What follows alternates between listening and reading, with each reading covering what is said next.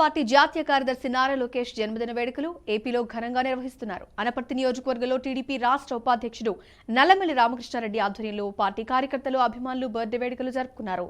నారా లోకేష్ దేశవ్యాప్తంగా అనేక మంది అభిమానులను సంపాదించుకున్నారని, ఈరోజు ట్విట్టర్లో వస్తున్న స్పందన చూస్తుంటే ఆయనకు ఎంతమంది అభిమానులు అనేది తెలుస్తుందని ఈ సందర్భంగా నల్లమల్లి చెప్పుకొచ్చారు.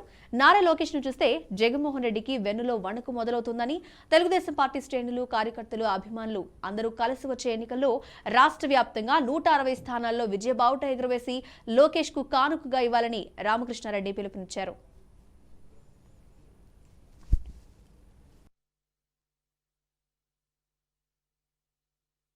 తెలుగుదేశం పార్టీ యువనేత, జాతీయ తెలుగుదేశం పార్టీ ప్రధాన కార్యదర్శి ఈ నారా లోకేష్ గారి జన్మదినోత్సవం.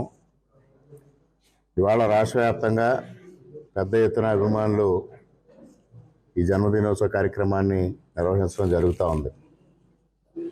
ఇవాళ జగన్మోహన్ రెడ్డి గుండెల్లో రైళ్లు పరిగెట్టిస్తూ యువగళం నవశకం పేరుతో పాదయాత్ర చేసి కుప్పం నుంచి విశాఖపట్నం వరకు తెలుగుదేశం పార్టీకి ఒక నూతన ఉత్తేజాన్ని, సమరోత్సాహాన్ని కల్పించి నాయకుడంటే ఈ విధంగా ఉండాలి అని నిరూపించిన వ్యక్తి నారా లోకేష్ గారు. అదేవిధంగా తాత యొక్క చరిష్మా, తండ్రి యొక్క ఆలోచన విధానాన్ని పుణుకుపుచ్చుకొని ఇవాళ తెలుగుదేశం పార్టీలో ఒక యువతకి కథన ఉత్సాహం కల్పించిన యువనేత నారా లోకేష్ గారు.